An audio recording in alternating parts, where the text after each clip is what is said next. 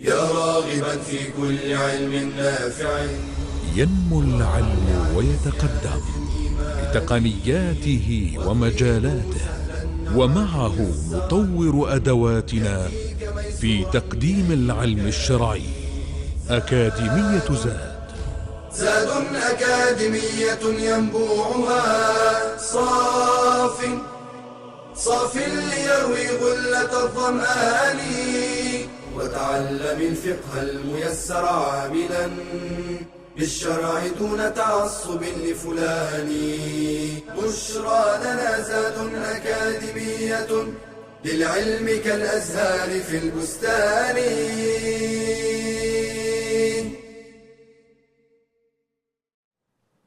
بسم الله الرحمن الرحيم. الحمد لله رب العالمين، والصلاة والسلام على المبعوث رحمة للعالمين نبينا محمد وعلى آله وصحبه أجمعين. أما بعد, when we come to perform wudu, we spoke about some of the conditions. Now we talk about the real McCoy.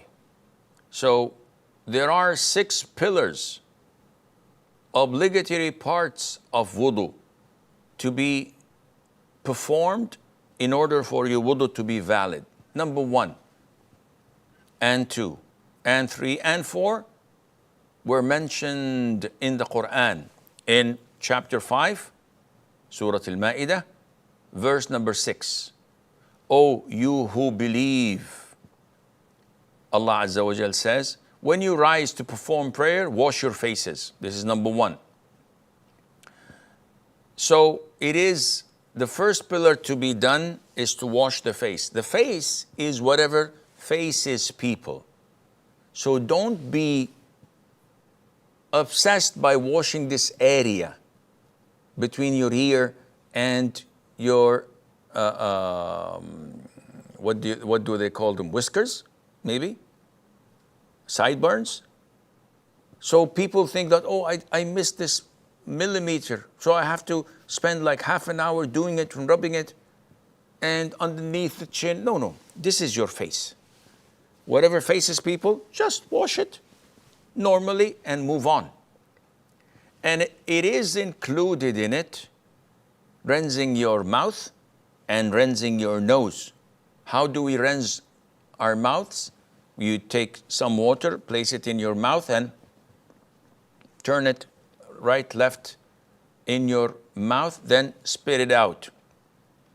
And also rinsing your nose. So you take little water, usually the sunnah, and we will come to talk to that later on, inshallah. So I'm gonna skip it here.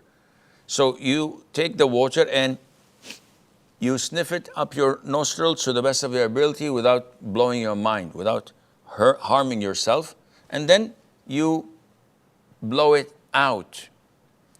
So this is part of washing the face. Mandatory or recommended? Most authentic opinion, it is mandatory and part of the wudu. You skip it, your wudu is invalid. Number 2, Allah Azza wa Jal says in the ayah mentioned before, to wash your forearms to the elbows. So this means that we have to wash our forearms to the elbows. Big mistake people do is they skip washing the hands because they washed it in the beginning of the wudu. This is invalid. When you wash your face and rinse your mouth and nose, when you want to wash your hands, you have to wash them from the tip of your fingers to the elbows. You have to wash the whole area.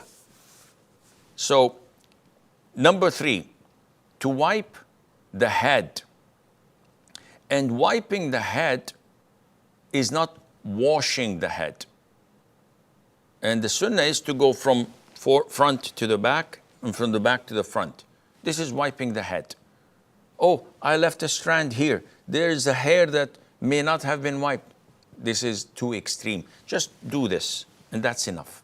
With wet hands, of course. And included in wiping the head is to wipe your ears as well.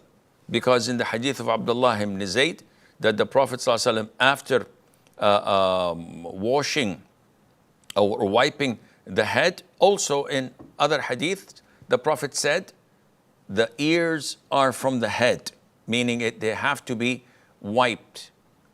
And wiping them is very simple. Just putting your index finger in the ears and the thumbs from behind your ears and do this, and it's done. Now, if someone has long hair, a woman or a man, you're obliged only to wipe over your head, not the rest of the hair. This is not included, only the area of the head, go back and front. So what about if I am bald, in the sense I don't have any hair? Well, you're obliged to wipe over your head, not your hair. So even if you don't have hair, you just do this motion again on from the area that usually the hair grows to the back of the head and coming back up front. The fourth pillar is to wash your feet up to the ankles. So from your toes up all the way to the ankles are included. And the Prophet ﷺ made a warning to the Muslims when he said, woe to the heels from hellfire. Woe to the heels from hellfire, meaning many people wash their toes, their feet, and neglect the heels at the back of their feet because they're lazy, or they don't wash it thoroughly. They don't ensure that the water had reached that area.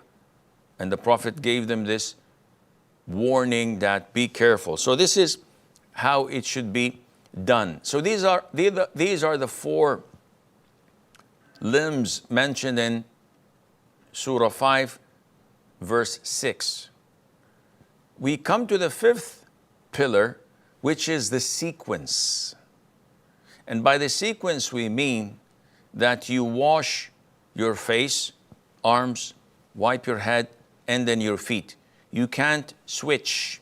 You can't say, I started with my arms to the elbows, then I figured out that I didn't wash my face, so then I washed my face, and then I went on to wipe my head. This is a no-go. The wudu is invalid. It has to have the sequence.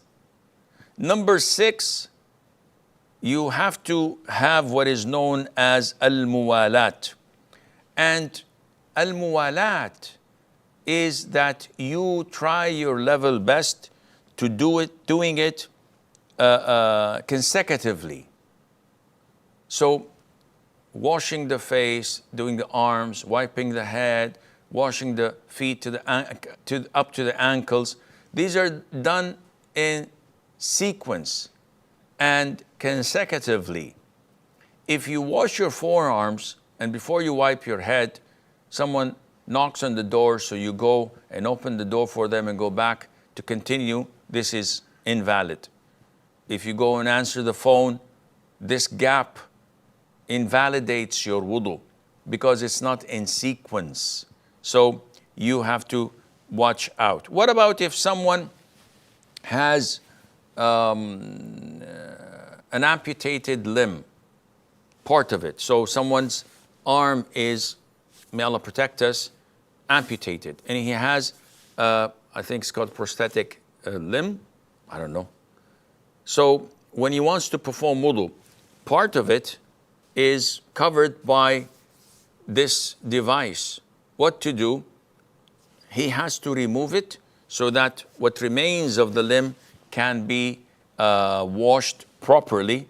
But if it is difficult, it's installed in a way that causes a lot of hardship to take off and put back again. In this case, alhamdulillah, Islam is a religion of simplicity and ease.